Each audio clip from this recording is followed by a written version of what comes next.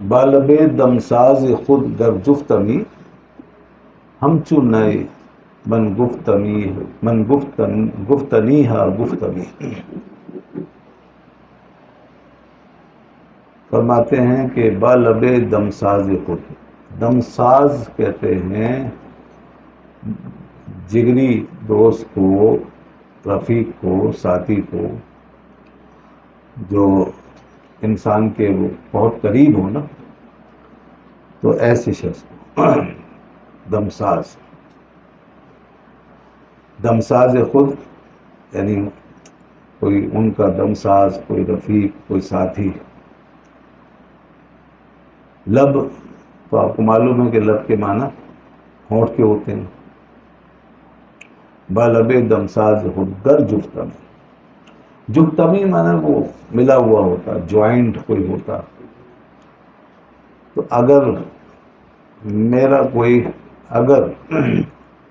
میں اپنے کسی دمساز یعنی بہت ہی قریبی جگری دوست کے لب سے ملا ہوا ہوتا، اس کے لب سے میں ملا ہوا ہوتا، اور اس کے لب جو ہیں وہ میرے قریب ہوتے،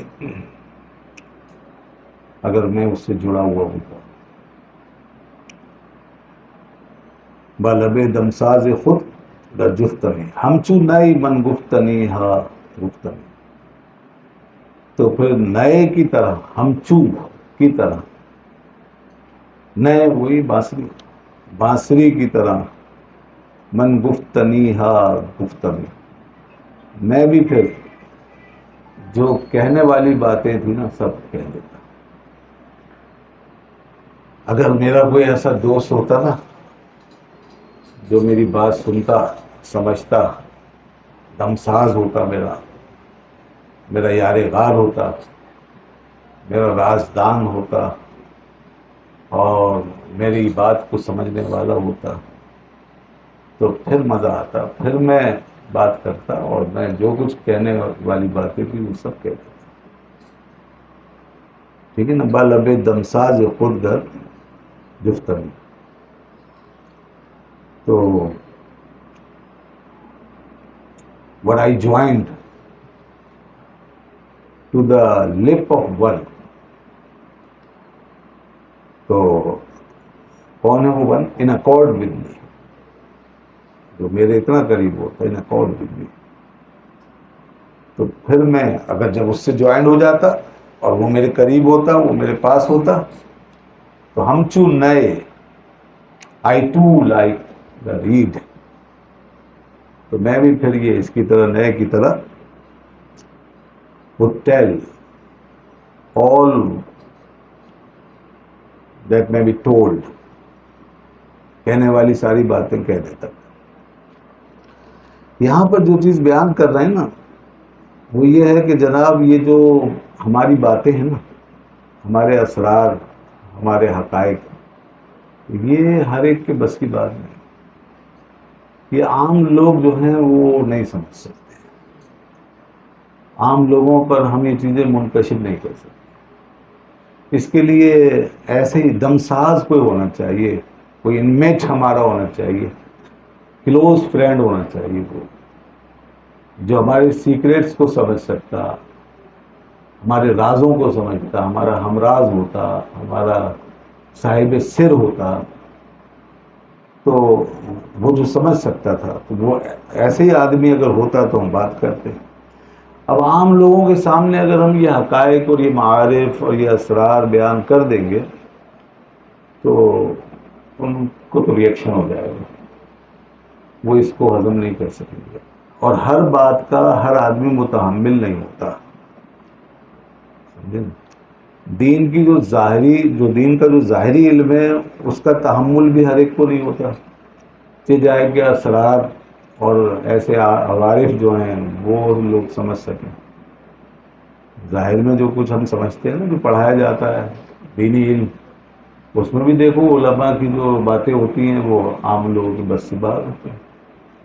اس لیے کہا گیا، امام غزالی رحمۃ اللہ نے لکھا کہ اگر علماء کا علم عوام کے اوپر رکھ دیا جائے تو عوام تک ہو جائے گا. اور اسی طرح عرفا کا جو علم ہے، ان کی جو معلومات ہے، اگر علماء پہ رکھ دیں تو علماء تباہ ہو جائیں. مطلب عرفا کا معاملہ پھر اسرار میں چلا جاتا ہے، خفیہ رازوں میں چلا جاتا ہے، تو اس کے تو پھر علماء بھی متحمل نہیں ہیں. تو اس لیے ہر علم کے لیے سینے الگ الگ ہیں، ہر علم کے لیے سینے اور ظرف جو ہیں وہ الگ الگ ہیں. ہر ایک کے بس کی بات نہیں ہے کہ وہ ہر علم کو اٹھا سکے، اور جب تک آدمی اسٹیپ بائی اسٹیپ وہاں تک نہ پہنچ جائے، جب وہاں تک پہنچ جائے گا تو اٹھائے گا. اب لوگ عام طور پہ کیا کرتے ہیں کہ سیکھنے والے اگر اس کا خیال نہیں رکھتے تو بھی نقصان ہوتا ہے، اور سکھانے والے بھی جب اس حکمت کو سامنے نہیں رکھتے تو ان کو بھی وہ بھی نقصان پہنچاتے ہیں. دیکھو نا کتنا مشہور جملہ ہے، کلم الناس علی قدر عقولہم. یہ بات بڑی حکیمانہ ہے کہ لوگوں سے ان کی عقلوں کے مطابق، ان کے فہم و فراست کے مطابق بات کریں. جتنی ان میں عقل ہے، جتنا وہ سمجھ سکتے ہیں، تو اتنی بات لوگوں سے کی جائے، اور اس سے زیادہ ان کو نہ بتایا جائے. ایک بچہ ہے چھوٹا، اگر اس کو آپ پرائمری اس کا لیول ہے اور سیکنڈری آپ اس کو پڑھا دیں گے تو ظاہر ہے اس کا جو حال ہوگا وہ سب کے سامنے. تو سیکنڈری والا ہائر ایجوکیشن کا متحمل نہیں ہے، پھر ہائر ایجوکیشن جو ہے وہ اسپیشلائزیشن کا متحمل نہیں ہے. وہ اپنے وقت پر ہی ہوگا جب یہ سب پڑھتا ہوا جائے گا اسٹیپ بائی اسٹیپ. اسی طرح یہ دین میں اور یہ اسرار میں بھی ایسے ہی ہوتا ہے. تو اب یہ صوفیہ کرام جو ہیں یہ اس حوالے سے بڑا خیال کر کے گئے ہیں، اس لیے یہ ایسی باتیں عام لوگوں کے سامنے بیان نہیں کرتے تھے. اگر لوگ جیسے جو نہیں پہچانتے اور نہیں مانتے تھے وہ ان کو پھر اپنے جیسا سمجھتے تھے کہ بھائی ہے ہی کچھ نہیں، مگر ایسا ہے. پیچھے بتا دیا انہوں نے، تو چیزیں تو ہیں مگر یہ کہ ہر ایک کے سامنے بیان نہیں کی جاتی. اچھا، یہ جو بات ہے کلام کے آداب کے، گریجولی ہم لوگوں کے سامنے چیزوں کو رکھیں. اس سلسلے بخاری شریف میں بھی کچھ آداب بیان ہوئے ہیں، حدیث آئے ہیں کتاب العلم کے اندر. جیسا کہ حضرت علی رضی اللہ عنہ کا یہ ہے کہ فرمایا حدث الناس بما یعرفون. حضرت علی رضی اللہ عنہ نے فرمایا حدث الناس بما یعرفون، لوگوں سے وہی بات بیان کرو جسے وہ سمجھ سکتے. یعرفون کا مطلب جسے وہ سمجھ سکتے، بما یعقلون. تو اور فرمایا انہوں نے اتحبون ان یکذب اللہ ورسولہ، کیا تم یہ چاہتے ہو کہ لوگ کہ اللہ اور اس کے رسول کو جھٹلایا جائے؟ کیا تم یہ چاہتے ہو کہ خدا اور اس کے رسول کو جھٹلایا جائے؟ مطلب کیا ہوا کہ جب آپ لوگوں کی انڈرسٹینڈنگ سے اوپر، beyond their understanding, above their understanding, جب آپ ان سے بات کریں گے اور ان کے سامنے کوئی ایسی چیز رکھیں گے اور اس کو آپ منسوب کریں گے اللہ اور اس کے رسول سے، تو لوگ تو انکار کر دیں گے. اور یہ انکار جو ہے آٹومیٹیکلی اللہ اور اس کے رسول کی طرف چلا جائے گا.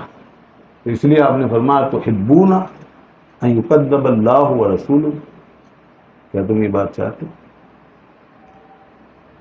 اور اسی طریقے سے جو ہے وہ ایک اور حدیث میں اس طرح الفاظ آئیں، دعو ما ینکرون، کہ جس کو لوگ نہیں سمجھ سکتے، نہیں جان سکتے، جو ان کے لیے اجنبی ہے، اسے چھوڑ دو. یہ لفظ بہت جاندار ہے، ما ینکرون، یعنی کہ جس کو وہ نہیں سمجھتے، نہیں پہچانتے، جو ان کے لیے اجنبی ہے. بعض دفعہ چیزیں نئی ہوتی ہیں، ایک دم سے ان کے سامنے پیش کر دی جاتی ہیں، وہ انکار کر دیتے ہیں. چیزیں یوز ٹو نہیں ہوتی، سامنے لے آئی جاتی ہیں، انکار کر دیتے ہیں. ان کی معلومات جزوی ہوتی ہے، ان کے سامنے پورا کل رکھ دیا جاتا ہے، وہ انکار کر دیتے ہیں. ان کا زاویہ محدود ہوتا ہے، ان کے سامنے ہر اینگل سے بات رکھ دی جاتی ہے، وہ انکار کر دیتے ہیں. جیسے بعض دفعہ صوفیانہ اینگل سے بات کر دی جاتی ہے، حالانکہ وہ اس کا تحمل نہیں رکھتے، وہ اس کے متحمل نہیں. تو آپ کی اس بات کا مطلب یہی ہے کہ انکار ہوگا تو الحاد ہو جائے گا، زندگا ہو جائے گا، اور اس سے ہمارے اصحاب نے روکا ہے، قرآن و حدیث میں اس کی تعلیم. دیکھو بخاری شریف کی حدیث ہے، حضرت ابو ہریرہ رضی اللہ عنہ سے مشہور ہے، حفظت من رسول اللہ صلی اللہ علیہ وآلہ وسلم بیعین، کہ میں نے رسول اللہ صلی اللہ علیہ وسلم سے علم کے 2 برتن حاصل کیے.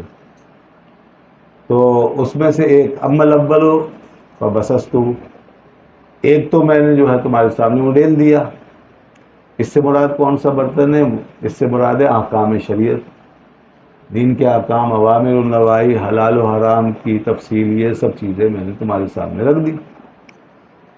وَأَمَّا الْآخَرُ لَوْ بَسَسْتُهُ لَقُطِعَ هَذَا الْبُلْعُومُ، فرماتے ہیں اور دوسرا اگر وہ میں تمہارے سامنے رکھ دوں، وہ تمہارے سامنے ظاہر کروں، تو لَقُطِعَ هَذَا الْبُلْعُومُ، یہ میری شہرت کاٹ دی جائے، یہ شہرت میری نہیں بچے گی، تم مجھے مار دو گے. تو وہ ایسی باتیں ہیں کہ تم سے ہضم ہی نہیں ہوں گی، تم کہو گے یہ تو وہی کہاں لے جا رہے ہیں ہمیں، تم سمجھو گے میں گمراہ کر رہا ہوں تمہیں بھٹکا رہا ہوں، تو اس کا نتیجہ یہ ہوگا میرے دشمن ہو جاؤ گے، میرے پیچھے پڑ جاؤ. یہی ہوتا ہے، بہت سے لوگ اسی طرح جب انہوں نے ایسی باتیں لوگوں کے سامنے کی دشمنی ہو گئی. تو اس لیے یہ اس حدیث میں بالکل بات ہے. علماء نے اس بات کے 2 مطلب بیان کیے ہیں کہ یہ جو دوسرا برتن آپ نے فرمایا تو یہ کون سا ہے، اس کا کیا علم ہے اس میں. تو اس میں اصل میں 2 قسم کے علوم کی وضاحت کی گئی ہے. ایک علم تو فرمایا کہ یہ دراصل آنے والے جو سیاسی حالات تھے نا اس کے بارے میں، یا تو اس اعتبار سے ہو کہ وہ حکمران جو آئیں گے اور اس وقت جو چیزیں بدلیں گی اور جو پھر وہ ظلم کریں گے اور کیا کیا ان کی علامتیں ہوں گی اور کیا کیا ان کی حرکتیں ہوں، یہ ساری چیزیں رسول اللہ صلی اللہ علیہ وسلم بیان فرما دی تھی. ٹھیک ہے نا. تو اب وہ بنو امیہ ہیں سارے، تو اس کے بعد بنو عباس آ گئے. بنو امیہ کا جو دور ہے یہ 100 سال کا دور ہے تقریباً، اور بنو عباس کا دور 500 کچھ سال کا ہے، بس وہ طویل دور ہے. تو بنو امیہ جو ہیں یہ صحابہ کرام کا دور تھا. یہ چیزیں بنو عباس کا دور تو بعد میں لگا ہے، اور صحابہ کرام بنو امیہ میں بھی مل جا رہا ہے، تقریباً اسی میں سب لوگ. تو اس لیے وہ بنو امیہ ہی کا خاص طور پہ ان کے سامنے تھا معاملہ ان حدیث کی روشنی میں. تو اسی لیے دیکھو حضرت ابو ہریرہ رضی اللہ عنہ جو ہیں وہ 60 ہجری سے پناہ مانگتے تھے، اللہم انی اعوذ بک من ذات الستین و عمارت السلیہ. یہ وہ پناہ مانگنے کی وجہ یہی کہ اللہ میں تیری پناہ مانگتا ہوں 60 ہجری کے آغاز سے، اور یہ لڑکوں لونڈوں کی حکمرانی میں، یہ جو بوائز ہیں، یہ جو لڑکے ہیں، گیز ہیں، دے ول رول اوور اس. تو اس سے میں تیری پناہ مانگتا ہوں when they will come. تو آپ نے یہ پناہ مانگی، یہ دعا مانگی، اور اس سے پہلے 60 ہجری سے پہلے، 60 ہجری سے پہلے آپ کا وصال ہو گیا. اور پھر 60 ہجری میں کون آیا؟ یزید آ گیا. یہی تھا وہ پہلا لونڈا جس نے تباہی مچائی اور تباہیوں کا آغاز کیا. اور 61 میں واقعہ کربلا ہو گیا تھا، 64 میں یہ کمبخت خود مر گیا. تو یہ صرف 3-4 سال کے لیے آیا اور اس کے بعد سب کچھ بدل کے رکھ دیا. تو حضرت ابو ہریرہ رضی اللہ عنہ اسی بات سے پناہ مانگا. تو گویا یہ علم تھا جو دیا گیا تھا، اور اس کو سیکریٹ رکھنا ضروری تھا کیونکہ یہ ایک ڈینجرس معاملہ تھا. اگر وہ اس کا اظہار کرتے تو یہ سارے جو بنو امیہ کے بدماش تھے یہ ان کے پیچھے لگ جاتے. تو اسی لیے فرمایا لقطع هذا البلوغ.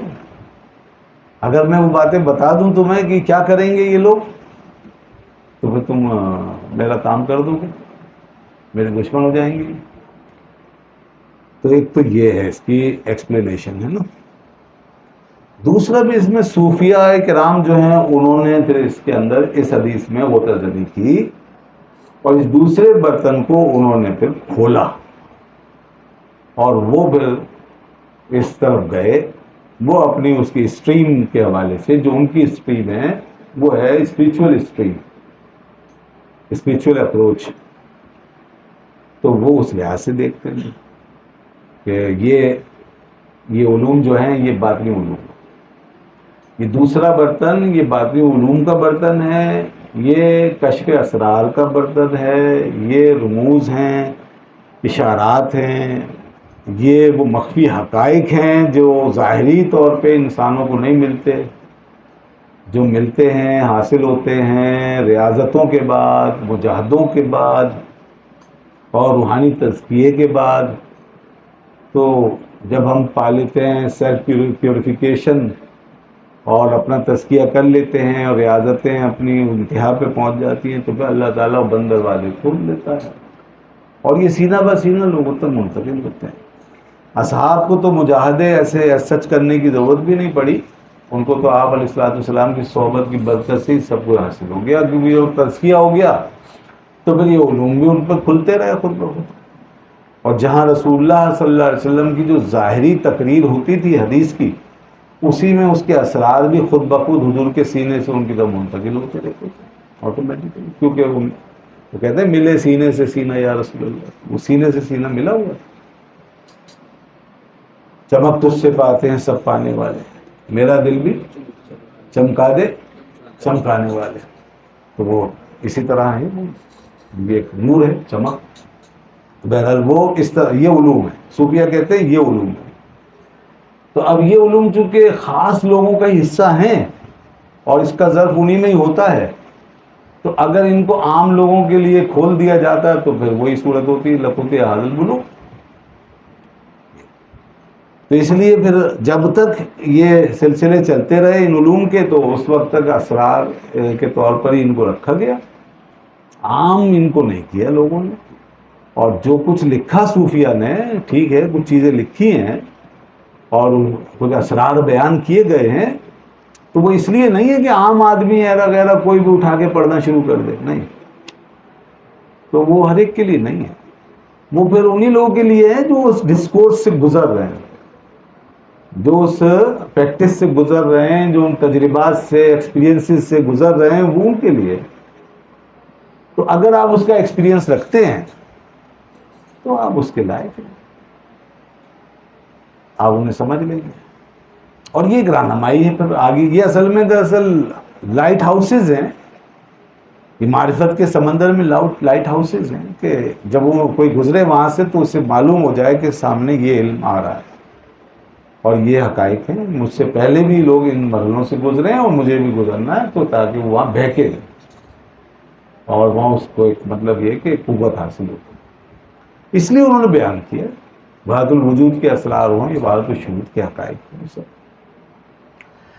ٹھیک ہے جی، تو حضرت مولانا روم رحمۃ اللہ علیہ اسی چیز کو سامنے رکھ کر کے بیان فرمانا ہے، بد دمساز خود گر جفتمی، کہ کوئی جو ہے میرا رازدان ایسا ہوتا نا کہ اس کے لب سے میں ملا ہوتا، تو ہم چو نئے من گفتنی ہے گفتمی، تو پھر نئے کی طرح جیسے نئے جو ہے نا وہ کب بولتی ہے، دیکھیں نا کیا تعلق جوڑا ہے کہ یہاں پیچھے کہا لب، کہ میں اپنے دمساز کے لب سے جوڑا ہوتا، تو ادھر جو نئے ہے اس کا معاملہ اسی طرح ہے کہ وہ جب اپنے فراق اور اس کے صدمے کا اظہار کرتی ہے اور وہ جب سوز کو اپنے پھیلاتی ہے،